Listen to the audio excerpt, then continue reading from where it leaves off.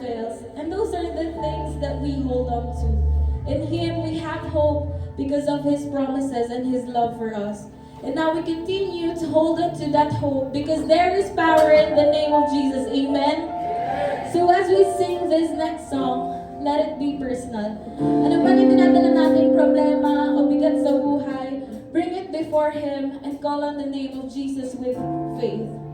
Because when we say His name, there is hope, there is restoration, and faith begins to rise.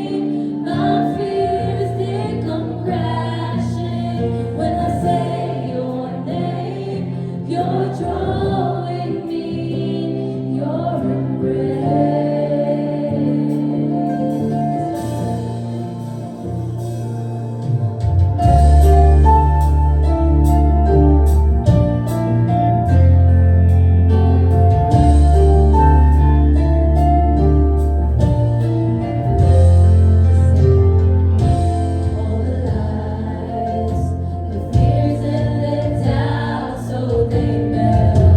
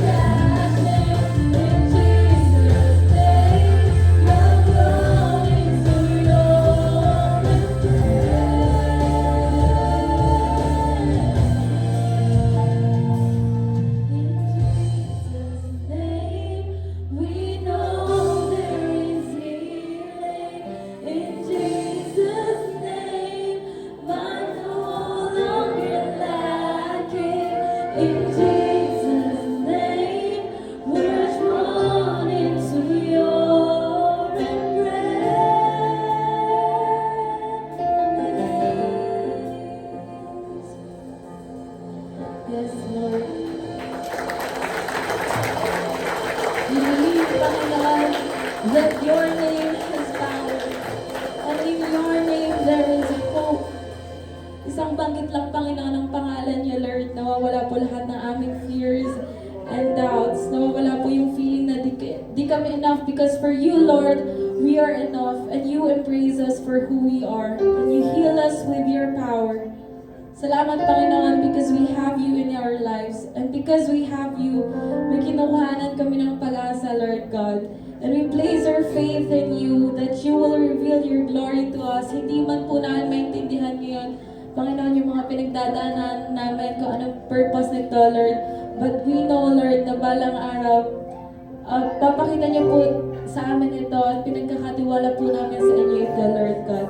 Salamat, Panginoon, because in spite of all our sins, Panginoon, you continue to love us.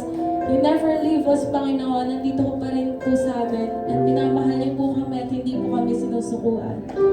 God, you see everything. Nakikita niyo po yung dinadala po namin ngayon. Nakikita niyo po yung worries namin, yung problems namin sa buhay, Panginoon, yung fears, yung doubts, Lord, yung pagod, even the things that we cannot explain, yung hindi namin masabi sa inyo, Lord. Alam po namin na iintindihan niyo po ito. And today, Lord, we choose to surrender you everything, Panginoon. We hold on to your promise, Panginoon, your love, and the power of your name, Panginoon. Kaya palitan niyo po yung anxiety, Panginoon, palitan niyo po, Lord, yung anxiety ng peace. Palitan niyo po, Panginoon, yung discouragement ng hope. And palitan niyo po, Panginoon, ng strength, yung weaknesses namin, Panginoon. And we trust, Panginoon, na sa inyo lang po lahat ito nanggagaling. Draw us closer to you, Lord, and always remind us that we have you, Panginoon, that you are always here for us. Nandito ka po para sa amin, Panginoon, every step of the way, Panginoon. And remind us, Panginoon, na we are enough, that you love us, Panginoon, and that we are secured because we have you, Lord. Trust you, Lord, and we give you everything. In Jesus' name we pray, amen.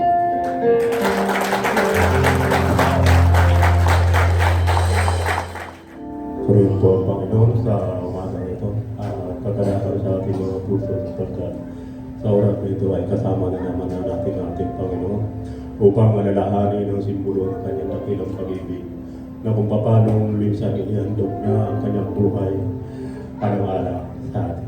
Sa oras na ito, mayroon pong paalala sa atin ng ating Panginoon Diyos bago natin kanin, inumin ang simbolo ng kanyang pag-ibig. At sabi na sa kanyang paalala, napakaganda.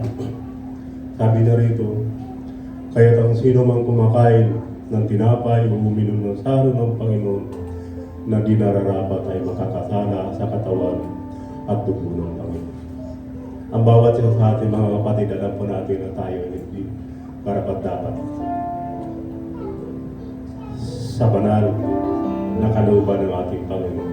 Subalit napakabuti ng ating Panginoon Diyos. Bigyan niya tayo ng pagkakataon. At ang sabi niya rito, datapwat siya sa atin ng tao ang kanyang sarili. At saka siya kumain ng tinapay at uminom ng saro.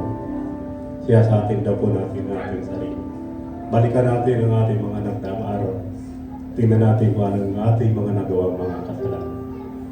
Sabi niya pa rito, sapagkat ang kumakain at uminom ay kumakain at uminom sa hatol ng kanyang sarili kung hindi niya kinikilala ang katawan ng dugo ng Panginoon.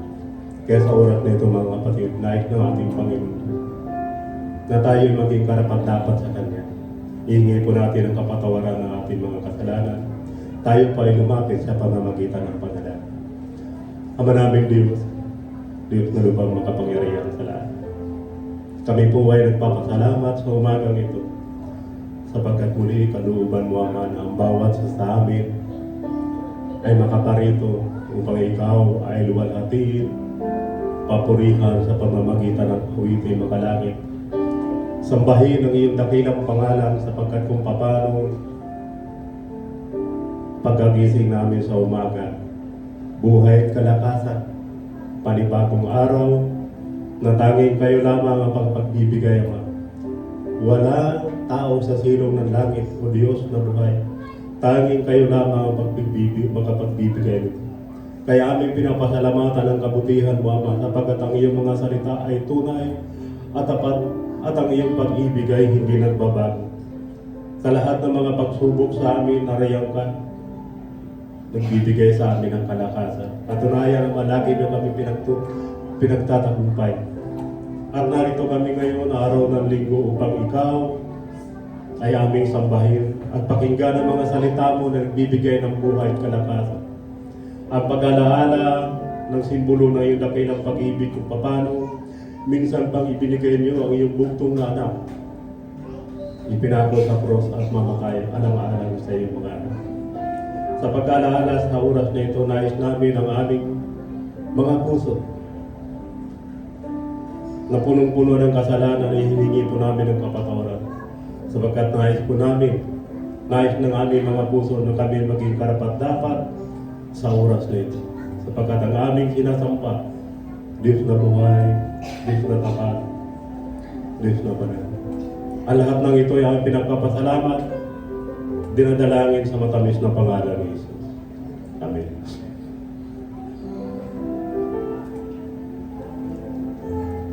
Sapagkat tinanggap ko sa Panginoon ang ibinigay ko naman sa inyo, na ang Panginoong Jesus ng gabing siya ay ipinagkanulo, ay dumampot ng tinapay, at nang siya ay makapagpasalamat ay kanyang pinagputol-putol. At sinabi, ito ang aking katawan na pinagputol-putol dahil sa inyo. Gawin niyo ito sa pag-alala sa akin. Sabay-sabay po natin tayo.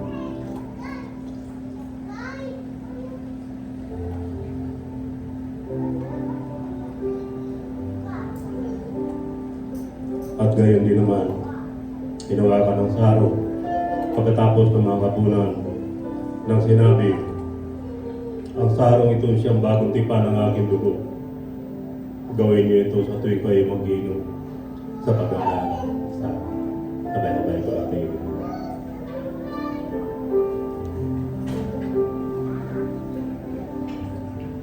Sapagkat sa tuwing kanin ninyo ang tinapay nito at inumin niyo ang saro, ay ihayag ninyo ang pagkamatay ng Panginoon hanggang sa siya. Muli po isang mataganang pagpapala sa pagkabasa na palang salita ng Panginoon.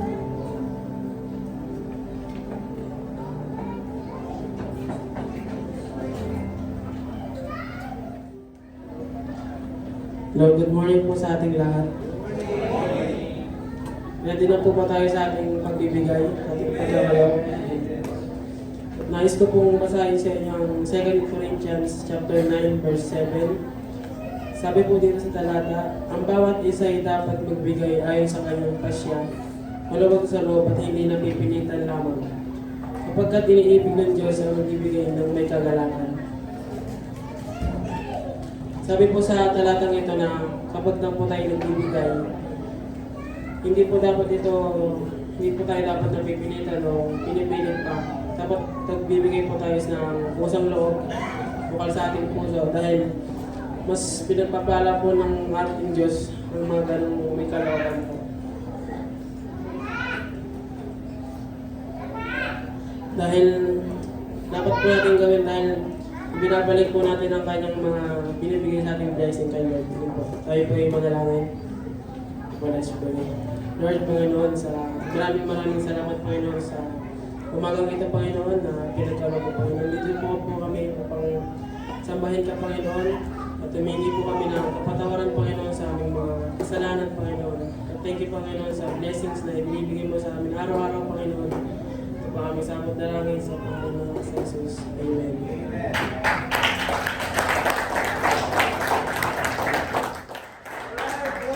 Bigyan po natin ng clap offering ang Panginoon. Good morning! Good morning to each and everyone. Praise God. I believe every one of us is ready to study the Word of God. Amen?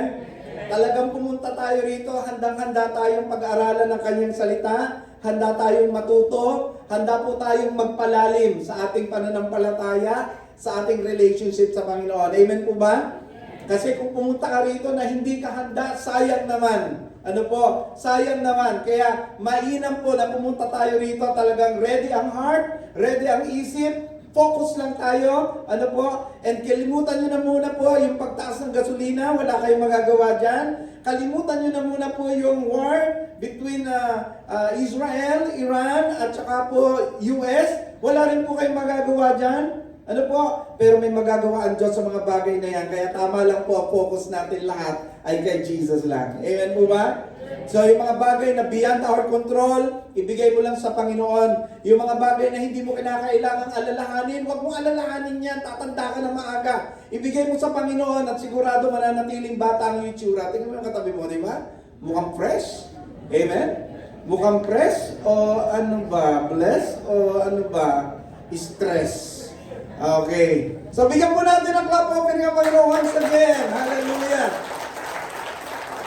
Alright, I want you to turn your Bible in the book of Matthew chapter 28 verse 5 to 8. At nakita ho natin, patuloy po natin pinag-aaralan, ano po, yung unstoppable hope. Ano po, anong nakaraan po, katulad ng diniscuss sa atin ni Pastor Kit, kahit napatay na ang situation na kinalalagyan natin, God can still revive. God can still restore something na iniisip natin wala ng pag-asa. Because God is the source of hope, ano po, na ating hinahangad, ating hinahanap. Ano po? So turn your Bible in the book of Matthew chapter 28 verse 5 to 8. Babasahin po natin sa English and later babasahin po sa Tagalog. Ang sabi po ay ganito, verse 5. The angel said to the woman, "Do not be afraid, for I know that you are looking for Jesus who was crucified.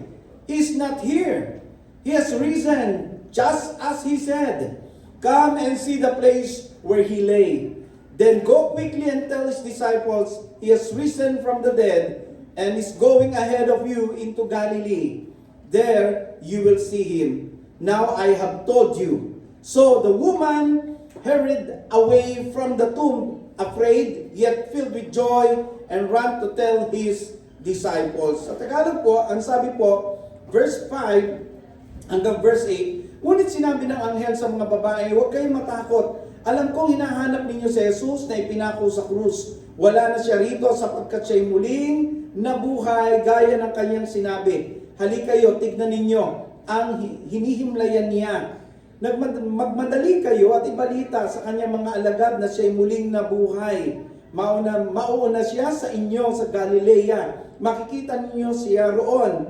Yan ang balitang hatid ko sa inyo." At dali-dali silang umalis sa libingan na may magkahalong takot at galak at patakbong pumunta sa mga alagad upang ibalita ang nangyari. Let's come to the Lord in prayer. Lord God, Heavenly Father, sa totoo lang po, Panginoon, sa mga nangyayari sa aming buhay, sa aming bansa, sa buong mundo, sa mga iba't ibang pagtataas ng bilihin, pagtataas ng gasolina, at kung ano-ano pa, Panginoon, na beyond our control. There are moments in our lives na napapatanong kami, may pag-asa pa ba? Pero Panginoon, katulad ng aming tema this month, we should have unstoppable hope. At yung hope na yun, alam namin kung kanino po nanggagaling, kung sino ang pinagmumulan. Walang iba kundi kayo. Kaya ngayong oras na ito, once again, Panginoon, hayaan mong itap namin yung sarili namin, Panginoon, sa iyong mensahe, sa iyong mga salita ngayong umaga. At hayaan mo, Panginoon, minsan pa, ma-inspire kami ng iyong mga salita. Buhayin patuloy ang pag-asang walang hinto, walang putol, Panginoon. Samahan mo po kami, Banal na Espiritu, kung meron po kami mga panauhin ngayon, na tila nawawala ng pag-asa. Hindi ko alam kung anong sitwasyon. Maaaring may problema, may pagkukulang o kakulangan sa pinansyal, maaaring may sakit. Maaaring yung sakit na yun, Panginoon, is a terminal one. Panginoon, sa oras na ito, mangusap kayo at sabihin mo, you are the God of hope. And we should not lose hope kasi andyan ka. Kailangan lang namin itap yung sarili namin sa iyo mga salita, Panginoon, at pagtiwalaan kayo. Baka meron po kami mga kapatiran na may mga pinagdadaanan ngayon, o mga kabataan, Panginoon. They are also about to lose their hope for some reasons, Panginoon. Lord, I pray this moment. May your message be a channel of hope for each and every one of them, O God. Salamat po ng marami, O God. Sa gagawin mo, we expect, O God, that you're gonna talk to us in a very personal way through your Holy Spirit in the name of Jesus. Let us all say, Amen. Marami pong nagtatanong. At ito po ay karaniwang tanong sa ating mga mananampalataya. Because every Sunday or every first day of the week, we come together like this to worship the Lord. Amen? Pag binalikan po natin, ang sabi po ng iba, dapat ang worship Sabado. Sabi nila. Kasi ito raw po yung Sabat. And so, they come to an argument, bakit nag-worship kayo ng Sunday? Samantalang pag titignan mo, ang worship dapat daw po Sabado. Yun ang kanilang tanong. And so there is also a huge reason bakit tayo pumupunta, nagtitipon ng first Sunday of the week para mag-celebrate at mag-worship sa Panginoon. And that one big reason is this, because it's the day when our Lord Jesus Christ, when our Savior rose from the dead.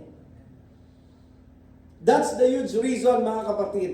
Bakit tayo pumupunta rito every Sunday? We come together into fellowship and celebration. We are celebrating one thing. Si Jesus Christ ay nabuhay na maguli sa mga patay. And every time na pumupunta tayo rito pag Sunday, inaalaala po natin na si Jesucristo ay nagtagumpay laban sa libingan. You know, ang resurrection po ni Jesus, hindi lang po pag-alaala tuwing Resurrection Sunday, pagmahal na araw. Hindi po. Hindi naman po itong one-time event ng history. Hindi po. Ito po ay pagdiriwang ng pinakamalaking tagumpay sa kasaysayan ng mundo. Na every Sunday, ginugunita ho natin sa ating pagtitipon. Nagtitipon pa lang po tayo, ginugunita na po natin si Jesus Christ ay nagtagumpay laban sa kamatayan. And every time na nagtitipon po tayo, inaalala po natin through our Lord's Supper na si Jesus Christ ay naghirap, nabayubay doon sa krus, namatay, ay nilibing at muling nabuhay. Every time na nagtitipon tayo, ang ating pagtitipon ay nagkakaroon, o sa ating pagtitipon ay nagkakaroon ng pagganap ng banal na hapunan to remind us na merong Jesus na nagsakripisyo ng kanyang buhay, namatay doon sa krus, nalibing at muling nabuhay. And therefore, mga kapatid, hindi po sineselebrate ang resurrection tuwing mahal na araw lang. No!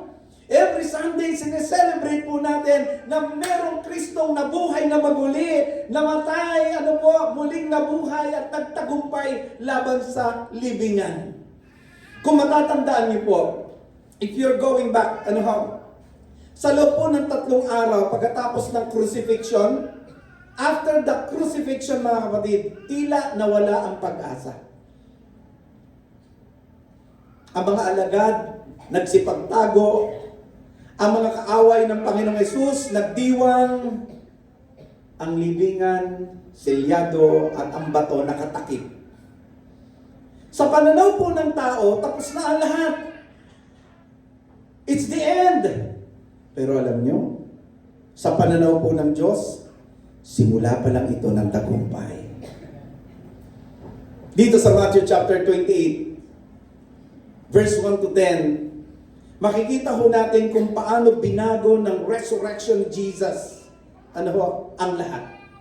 Ang resurrection ng ating Panginoong Kristo ay nagdala po ng 3 katotohanan. 3 truths. Fear is lost, that's number 1. Death is defeated, that's number 2. And mission is renewed, that is number 3.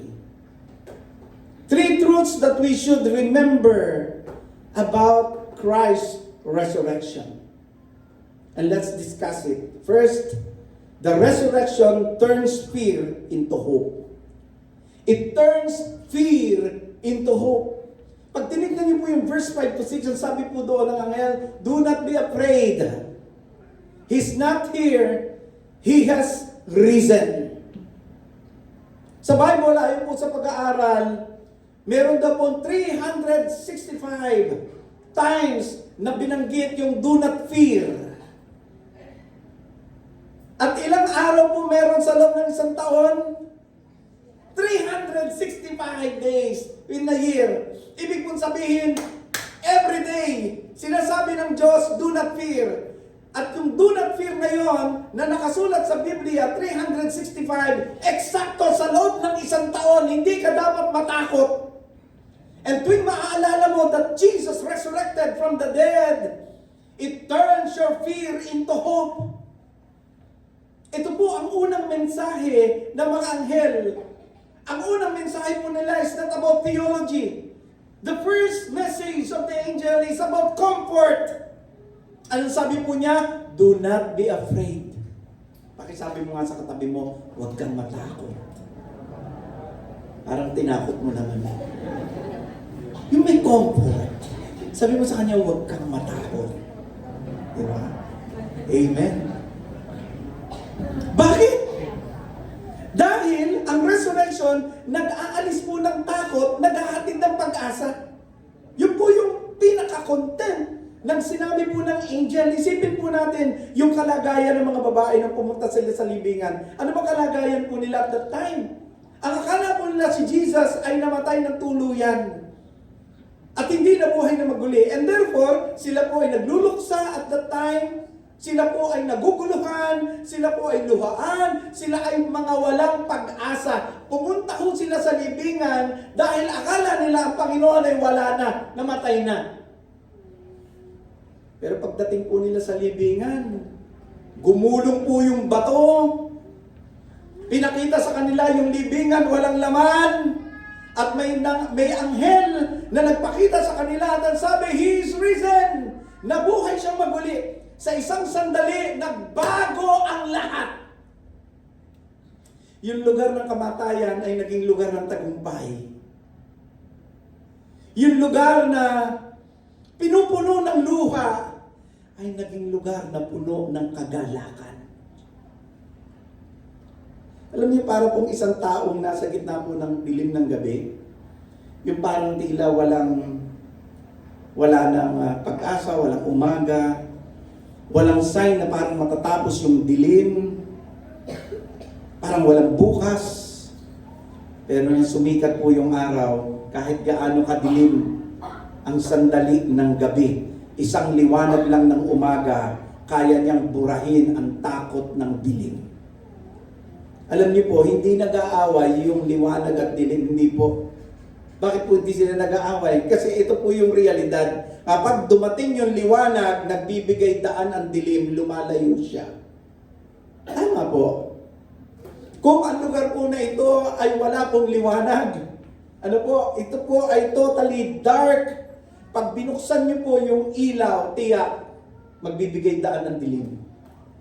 Liliwanag po ang lugar. At ganun din po ang resurrection. Yung takot po, yun yung dilim. Ano po? Yung takot po natin, yun yung kadiliman sa pagkatao po natin. Ang resurrection ni Jesus Christ, para po siyang liwanag. Noong dumating si Kristo sa buhay mo, napawi ang dilim, nawala ang takot mo. Dahil ang liwanag ni Kristo ang siyang nanalo sa buhay mo. Amen? Alam niyo, pag si Kristo nasa buhay mo, may pag-asa kahit nasa gitna ka ng problema. May problema ka po ngayon? Pag si Kristo nasa iyo, may pag-asa. Sabi mo nga sa katabi mo, kapatid, may pag-asa. That's it. So ano man ang pinagdadaanan nating problema?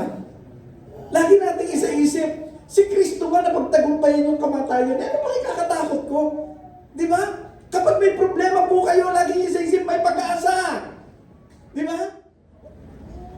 Sabi po, people can live 40 days without food, several days without water, a few minutes without what we call air.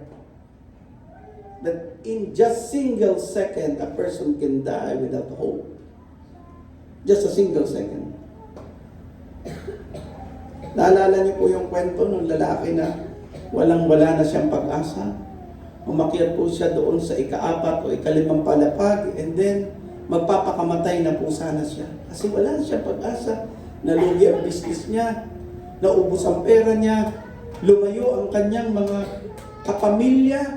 Parang wala na nagmamahal sa kanya until meron po siyang lalaki na nakita doon sa ibaba ng building. Nakita ho niya putol yung 2 braso. Pero sa kabila po na putol yung 2 braso, nakita ho niya nagsasasayaw. Ang sabi niya, anong reason ko? Anong reason ko para magpakamatay?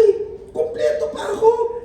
Ang aking mga paa ay narito, ang aking mga kamay narito, ang aking 5 senses nakakaramdam. Anong dahilan para tumalon ako sa building na to?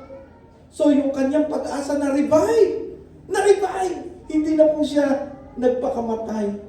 Bumaba po siya sa building. Dali-dali po siyang tumakbo. At kinausap niya po yung lalaki. Sabi niya, salamat sa iyo. Alam mo ba, nandun ako sa top of the building. Tatalo na sana ako until nakita kita. Wala kang braso and yet sumasayaw ka. Salamat because you revived my hope. Tuwang-tuwa po siya. Hindi po makapagsalita yung lalaki na sumasayaw. Hindi siya makapagsalita. At ang sabi po nung lalaki magpapakamatay, sabihin mo sa akin, anong dahilan? Anong reason? Bakit ikaw ay sumasayaw despite na putol ang braso mo? And finally, sumagot na po ang lalaki, breaks his silence. Ano sabi po niya? Hindi ako sumasayaw. Nangangati ang likod ko. Hindi ko makamot. Kahit naman po kayo, di ba? Sige nga, imagine niyo sarili niyo. Wala kayong braso na angat ang likod niyo. Ang gagawin niyo, di ba? Ganun ka lang. But this moment, God is telling you may pag-asa kahit may problema. May liwanag kahit may kadiliman. May dahilan para magpatuloy kahit mahirap ang buhay. Sabi mo sa katabi mo, huwag kang susuko. Palakpakan natin ang Panginoon. Why? Kung ang libingan po ay walang laman, ang puso natin ay hindi kinakailangan manatiling walang pag-asa. Kung si Jesus ay nasa puso mo, tiyak na puno ng pag-asa ang buhay mo. Ang tanong ko, si Kristo ba ay nasa puso mo? Kasi kung wala si Kristo sa puso mo, walang magre-revive ng pag-asa sa buhay mo. Kung si Kristo wala sa puso mo, wala kang unstoppable hope. But I tell you this morning, kung si Kristo ay tinanggap mo na sa buhay mo, you have that unstoppable hope in your heart. Because Jesus lives in your life. The second thing, the resurrection declares victory over death. The resurrection declares victory over death. Matthew chapter 28 verse 6, ano ba sabi ng angel? He's not here, He has risen just as He said. Ang resurrection po ay hindi lamang po miracle, no. It's a declaration of victory.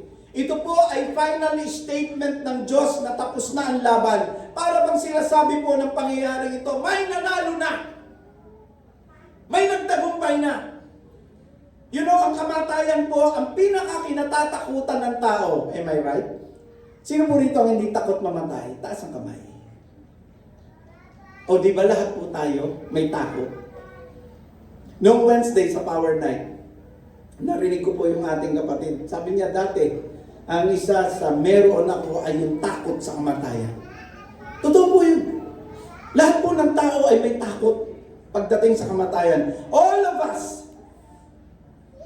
Death is the ultimate ending. At ito po yung reality. Kahit gaano kakayaman, mamamatay ka. Sabi mo nga sa katabi mo, kahit gaano ka kayaman,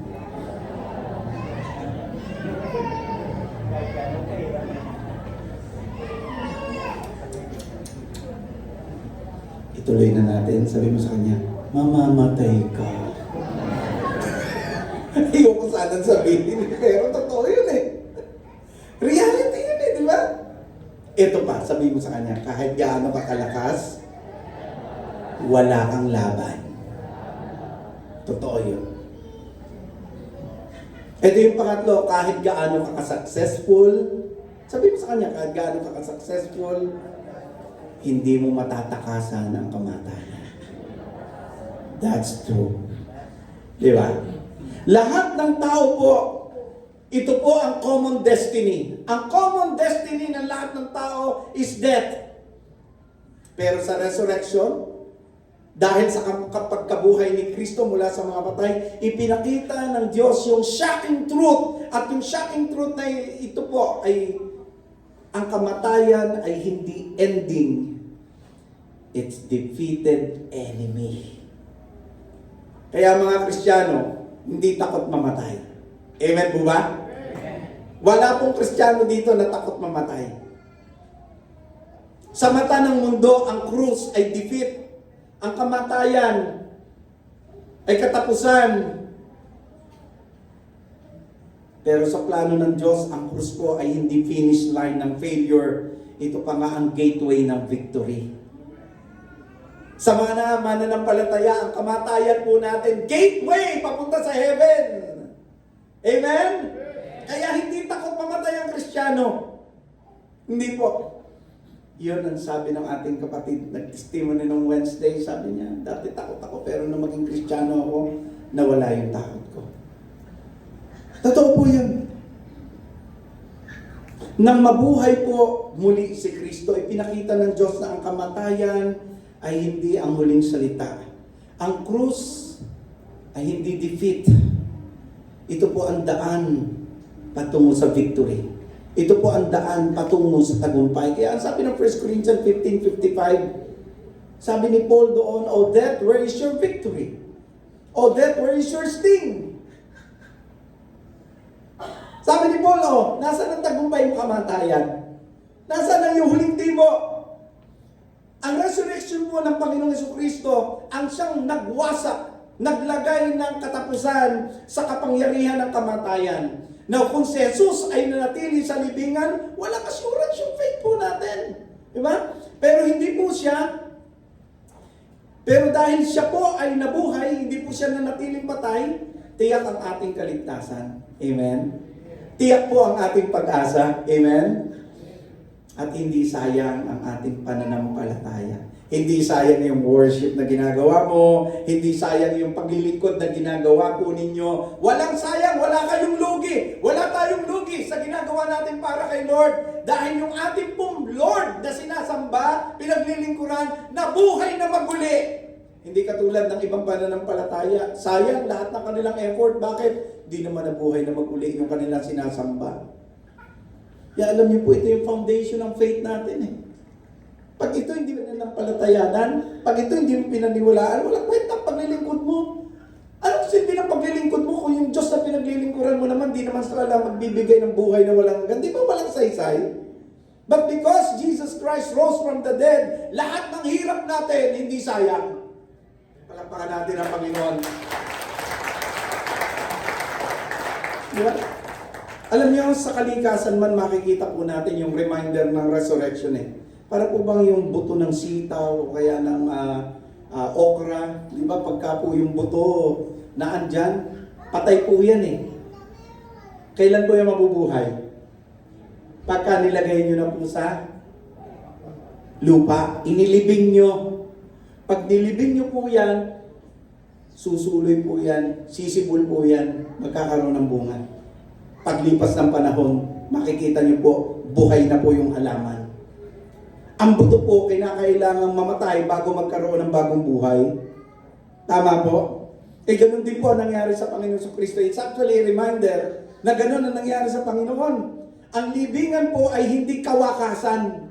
Ito pa nga yung simula ng bagong buhay ng si Kristo ay nabuhay na mag-uli mula sa mga patay. Now, kung si Kristo po ay talagang nabuhay, kung si Kristo ay talagang nabuhay at natalo ang kamatayan, hindi na tayo dapat nabubuhay sa fear ng future. Huwag na po kayo matakot. Miski na po magtaasan ng lahat ng yan. Diba?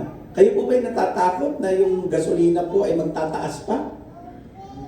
Huwag na po kayo matakot. Hindi naman nababa pag natatakot kayo. Parang natatakot kayo, lalong nataas. Diba? Huwag na kayo matakot. Sayang yung emosyon nyo doon. Diba? Tanggapin na lang po natin, dito sa mundong ito, hindi po talaga magiging normal ang buhay. Hindi po talaga magiging okay ang lahat because we are living in what we call imperfect world. Hindi po ito perfecto. Ang perfect world po ay doon sa langit na inihanda ng Diyos para sa atin. At tayo po ay nananatili kay Kristo. Ano po? Pinananatili po tayo ng Diyos para po doon, hindi para dito. Sabi po ng Panginoon, John chapter 14, sapagkat ako'y paparoon. Saan po yung roon? Dito? Hindi. Sabi niya, sapagkat ako'y paparoon upang ipaghanda kayo ng matitirahan at kapag ako'y naroon na, ako'y paparito. Bakit po? Kasi po ang pagparito po niya may layunin. Muli akong paparito at sasama kayo sa kinaroroonan ko upang kung saan ako naroon, kayo naman ay dumoon. Eh, hindi po tayo taga rito. Amen? Kaya huwag ka na masyadong matakot kung ano magiging future ng mundong ito. Miski na po sila magpalipad ng missile sa Pilipinas. Walang problema. Bakit? Pagsabog noon, lipad naman tayo puntang langit. Amen? Huwag kayo natatakot doon. Sayang yung takot nyo. Sayang. Di ba? Yung mga takot na ganyan, huwag dyan. Huwag dyan. Huwag yung gamitin yung mga emosyon dyan. Yung emosyon nyo, gamitin nyo kung saan? Sa patuloy na paglilingkod at motivation na maglingkod sa Panginoon ng tapat. Di ba? Hindi na tayo controlled ng uncertainty ng buhay. You should not be controlled of what we call uncertainty of life. Di ba? Kung minsan, di tayo nakakapag-decide ng tama kasi natatakot tayo and minsan nasasacrifice natin even yung paglilingkod natin sa Panginoon. Why? Because natatakot tayo sa uncertainty ng buhay. Hindi po dapat. Hindi na tayo hopeless kapag merong loss, merong suffering sa buhay. So what? Bakit? Nabuhay naman sa Jesucristo eh. Ang problema mo ngayon ay hindi final chapter. Ang sakit mo ngayon, hindi yan yung final story. Ang buhay mo ay hindi natatapos doon sa libingan kung sakaling mamamatay ka. Why? Dahil sa resurrection, may buhay pagkatapos po ng pagkakasakit. Mayroon pong pag-asa pagkatapos ng pagkawala. Ano man nawala sa iyo, may pag-asa. At mayroong eternity pagkatapos ng temporal life. Kung sakaling lisanin mo ang mundong ito, because yung sinasamba mong Jesucristo ay nabuhay na maguli, huwag kang mag-alala. Meron kang eternal life. Amen po ba? Ang resurrection po ay nagsasabi, your story does not end in the grave. Ang krus po ay hindi tanda ng katapusan ni Jesus. Ito po ay simula ng ating walang hanggang tagumpay. Amen? Kaya kung tumanggap ka kay Kristo, congratulations. Kasi meron kang pag-asang kahit kailan na hindi mananakaw ni inuman. Pangatlong bagay po. This is the third. The resurrection sends us on a mission. The resurrection sends us on mission. Doon sa Matthew chapter 28 verse 7, ano pa sabi ng angel? Go quickly and tell his disciples. Pagkatapos po ng resurrection, hindi na natiling tahimik po ang langit. Meron pong utos. Ano pong utos dyan? Go and tell. Humayo kayo at sabihin ninyo. Ibig sabihin mga kapatid, ang resurrection ni Jesus ay hindi lang po para paniwalaan. Hindi po. Ito po ay para ipahayag. We have to tell every people na merong Jesus Christ na nabuhay na maguli. We have to tell everyone na merong Jesus Christ na nagtagumpay laban sa libingan. We have to tell everyone na merong eternal life na pinangako ang Kristong ito. And all they have to do is put their trust on our Lord Jesus Christ. Nung nagpakita yung angel, hindi po niya sinabi sa mga babae na, okay, stay put lang kayo ha. Okay, namnamin niyo ang moment. Sige lang, damhin niyo yung pagkabuhay ni Jesucristo. Hindi po, hindi ganun ang sinabi. Hindi po rin niya sinabi, nabuhay sa Jesucristo. Secret yan ha. Huwag niyo ipagsasabi. Atin-atin lang. Don't tell anyone. It's a top secret. Okay? Hindi po ganun sinabi ng angels. Ang sinabi po ng angel ay ganito, go quickly! Nandiyo po yung sense of urgency mga kapatid. May movement na kailangan gawin at may mission na dapat tupdin. Bakit kailangan ipahayag? Dahil ang resurrection ay hindi ordinaryong balita. It's not an ordinary news. Ito po yung pinakamagandang balita sa mundo. The most beautiful news sa buong mundo. Yung takot po napalitan ng pag-asa, yung kamatayan, natalo, di ba? Yung kaligtasan, ginawa ni Jesus na posible. At ang mga ganitong balita, hindi dapat sinasarili. Sabi mo nga sa katabi mo, huwag mong sarilinin. Minsan isip natin, kasi hindi naman ako pastor, hindi ako nag-aral sa Bible school, at saka ordinaryo lang akong miyembro, dumadalo lang ako. Naku kapatid, gusto kong malaman mo, yung unang ipinadala na sinabihan ng Panginoon sa pamagitan ng anghel na go and tell, hindi po sila apostol. Hindi po. Hindi po sila mga pastors. No. Hindi rin po sila mga religious leaders. Sila po ay mga pangkaraniwang babae, itong mga Maria po na ito. Mga ordinaryo po, wala po silang mataas na posisyon, hindi po sila kilala sa society. At sila po ang unang naging messengers ng resurrection. Wow! Ano ibig sabihin? Sabi mo sa katabi mo, qualified ka! Yun po yung ibig sabihin nito. Hindi qualification ang hinahanap ng Diyos. Ang hanap niya yung availability. So kung sino yung willing na magsabi, siya ang gagamitin. Nakuha po natin? So wag mo natin katuwiran na, wala akong alam sa Bible. Naku kapatid, ang tagal mo ng Kristiyano, wala ka pa rin alam sa Bible. Imposible yun. Lalo na kung ikaw ay nagsimula nung Sunday schooler, o ikaw ay isang Sunday schooler, ibig sabihin laking Sunday school ka, at ikaw ay isa sa mga estudyante ni Sister Carol, malamang marami ka nang alam sa Bible. Tapos ngayon, eto ka na, malaki ka na, di ba? Nag-aaral ka every Sunday ng Word of God, may personal devotion ka. Imposible, wala kang alam sa Bible. So it's not about what we call qualification, na kailangan itong natapos mo, itong degree na abot mo, kailangan sa ulo mo ang Biblia. No, no, no, no. Ang hinahanap ng Diyos sa atin, availability. At kung sino yung magpapagamit, yun ang gagamitin ng Lord. Isipin mo, kung meron kang natanggap na sobrang gandang balita, anong ginagawa mo? Tatago mo? Hindi po. Pag may natanggap ka kung sobrang gandang balita, pinopromote natin yan, di ba? Halimbawa po, ikaw ay natanggap sa trabaho. Di ba? Tuwan-tuwa kang ibalita sa mga kamag-anak mo, yes, natanggap ako! Lalo, di ba? Natanggap kang artista. Di ba? Di ba? Popost mo ba yan? Flex-flex mo yan, di ba? O, bakit? Natanggap ako. Regal shocker. Ako yung multo. O, di ba? Kahit gano'n ang papel mo, di ba? Masaya ka? Ano po ang point ko? Kahit anong magandang balita, hindi mo siya makontain. For example, ikaw ay gumaling. O mahal mo sa buhay. Nagmilagro ang Diyos, gumaling. Ano pong ginagawa natin? Pinamamalita po natin, thank you sa prayers nyo. Magaling na ang nanay ko. Thank you sa prayers nyo. Magaling na ang tatay ko, kapatid ko, kamag-anak ko. Tama po ba ako? Pinamamalita po ba natin? Hindi natin kinokontain yun, hindi natin sinasarili. Di po ba?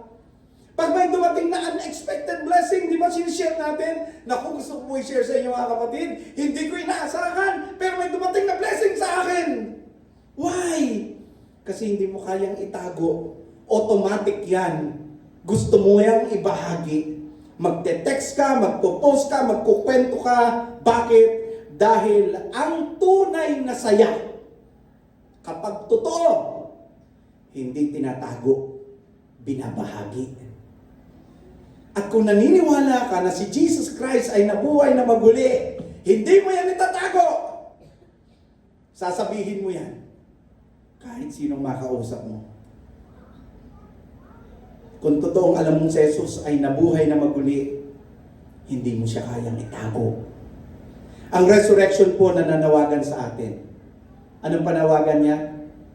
Ibahagi mo yung gospel. So every time na pumupunta ka rito, pag Sunday, you are reminded that your Lord Jesus Christ has rose from the dead. He risen from the dead, from the grave. And it's a reminder that you should accomplish the mission. Ano yung mission? Go and tell.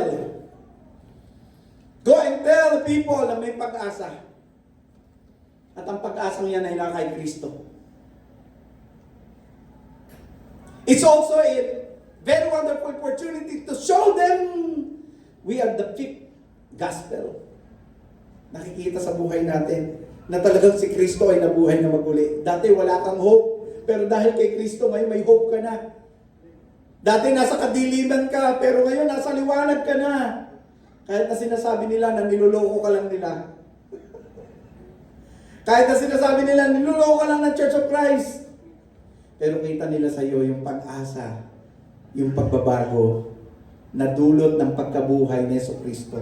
At sasabihin nila, anong nakain mo? Bakit nagkaganyan ka? Isa lang sasabihin mo, tinanggap ko si Kristong nabuhay na maguli at binuhay niya ang patay kong pagkatao ng dahil sa kasalanan. Gusto mo?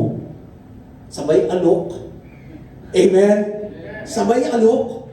Go and tell, mga kapatid. Every Sunday, hindi lang po commemoration ng resurrection. Ito po ay reminder ng Great Commission. Dahil sa resurrection ni Kristo, tatlong bagay po ang nangyari. Fear became hope. Death was defeated. Mission was renewed.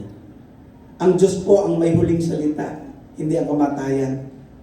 At ang huling salitang iyan ay hindi kamatayan. Ang huling salita ng Diyos ay buhay. Life. Buhay. So bago po tayo magtapos, meron po akong isang kwento tungkol po sa isang taong naghahanap ng pinakamakapangyarihan na pwede niyang pagkatiwalaan.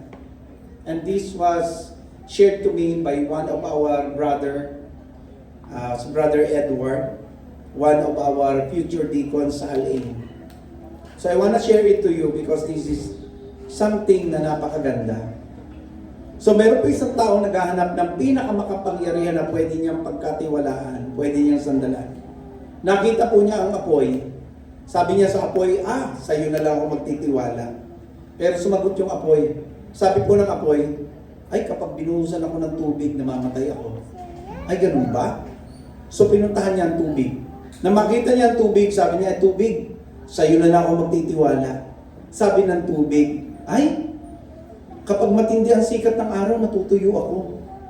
Ay, ganun ba? So sa araw na lang ako magtitiwala.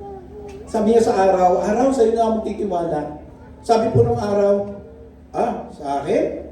Naku, pag naging maulap at natakpan ako ng ulap, nawawala ako. Ay, ganun ba? So, ibig sabihin, mas matindi pala si ulap. Kay ulap na lang ako lalapit. Dumapit po siya kay ulap. And then sabi ni ulap, may problema eh. Kapag pinawid ako ng hangin, nawawala ako. So, ibig sabihin, mas malakas sa iyo ang hangin. Eh di kay hangin na lang ako lalapit. Lumapit siya kay hangin.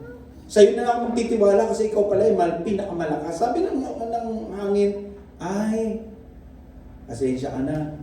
Kahit gaano ko kalakas, napipigilan ako ng mga puno.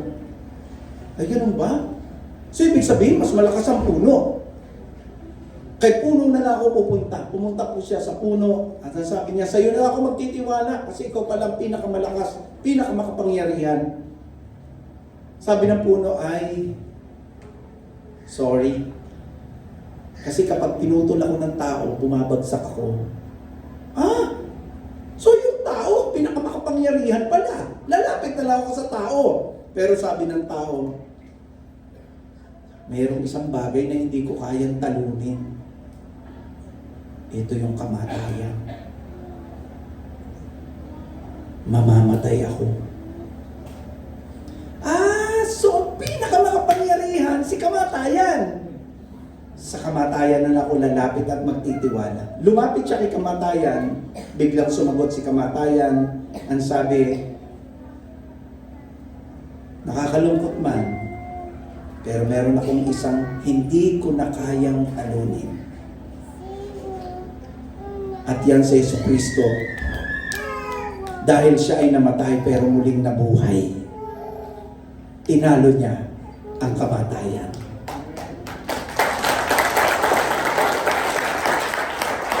Kaya doon na-realize ng lalaki, sabi niya, kay Jesus na lang pala ako magtitiwala. Kasi si Jesus Christ ang pinakamakapangyarihan dahil tinalo niya ang kamatayan. Doon niya na-realize, kung may dapat akong pagkatiwalaan, kung may dapat akong kapitan, kung may dapat akong sundin, si Jesus lang. Dahil siya lang ang hindi matatalo ng kamatayan, hindi mapipigilan ng libingan, at hindi natapos sa krus ang hangganan. Siya ang buhay, siya ang tagumpay, siya ang hari. Ang tanong ko sa iyo, kanino ka ba nagtitiwala? Nagtitiwala ka ba sa tao? Mamatayan. Ang pinaka hangganan mo na lang ba? Kamatayan at sinasabi mo na, lahat naman doon pupunta. Baka nakalimutan mo, meron ng mas makapangyarihan kesa sa kamatayan. Yan ay si Jesu Kristo. Siya ay buhay, siya ay nagtagumpay, siya ang hari. Ngayong oras na ito, ask yourself, naranasan ko na ba ang kapangyarihang iyon ni Jesus Christ sa aking buhay? Nabubuhay ba ako sa pag-asa ng risen Christ? Ibinabahagi ko ba si Kristo ang mabuting balita na siya ay nagtagumpay laban sa kamatayan? Na yung tinuturing na pinakamakapangyarihan, tinalo na ni Jesus Christ. Dahil ang resurrection ay hindi isang event sa nakaraan. Ito ay kapangyarihan na available ngayon. Ang hinahanap mong pinakamakapangyarihan, hindi bagay, hindi tao, hindi ang mundo. Siya ang buhay at ang kanyang pangalan ay Jesus. Wala na pong tatalo sa kanya. Wala na.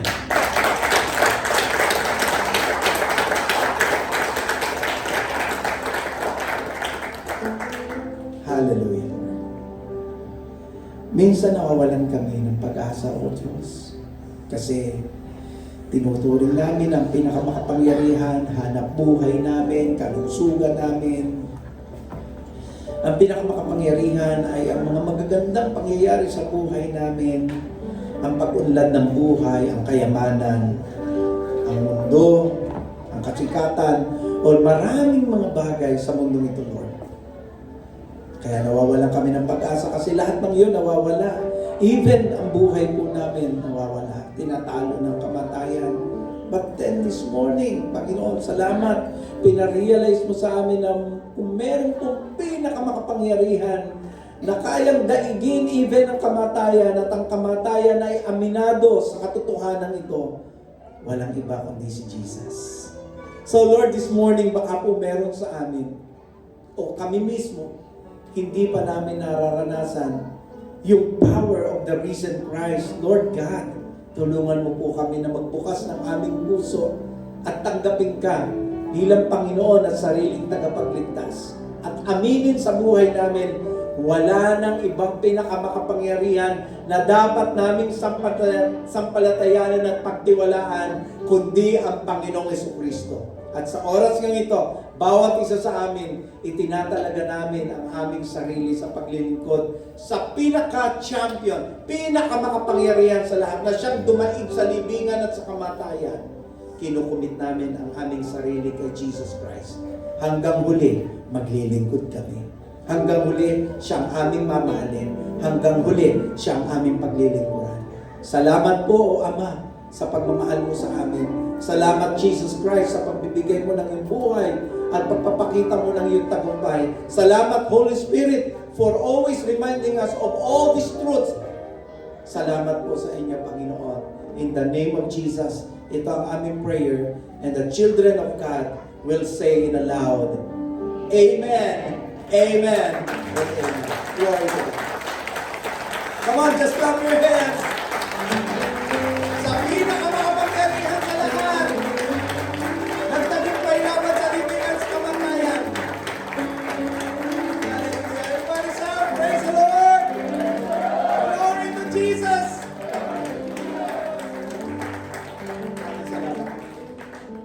Shall we all stand?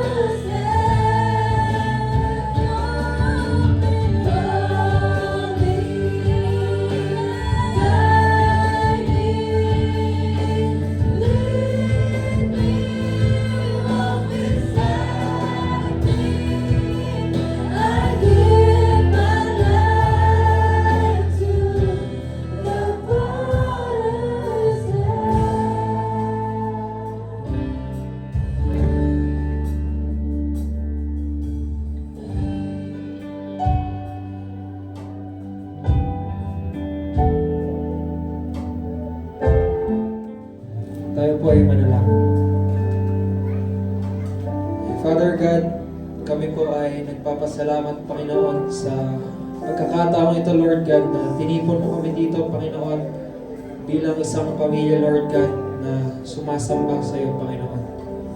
Maraming salamat po sa pag-iingat mo sa bawat isa, Lord, na punta dito, Panginoon. Thank you for all the blessings, Lord God. Kiniklaim na po namin ang buong blessing niyo, Lord God, sa buong araw na ito, Panginoon, at sa susunod pa na araw na bibigay mo sa amin, Lord.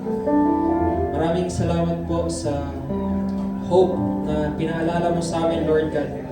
Magiging panghahawakan po namin, Lord, para patuloy na maglingkod sa iyo, Panginoon, sa buong buhay namin, Lord God. Thank you po for all the reminders, Panginoon, through your words. Patuloy po kaming binibigyan ng kalakasan, Panginoon, magpatuloy sa kahit anumang pong problema, Lord God, nakakaharapin namin. Thank you for reminding us, Lord God, na nandiyan ka palagi para sa amin, Panginoon. Kaya po sa oras na to, Lord God, kami po ay papasalamat at humihingi po ng gabay sa inyo, Panginoon, na patuloy niyo po kaming gabayan, Lord God, sa aming pag-uwi. Ingatan niyo po ang bawat isa, Lord, para ng pag-iingat niyo sa amin papunta dito, Lord. Kiniklaim na po namin ang mga answered prayers namin, Panginoon, mga personal prayers namin na ikaw lang ang makakarinig, Lord.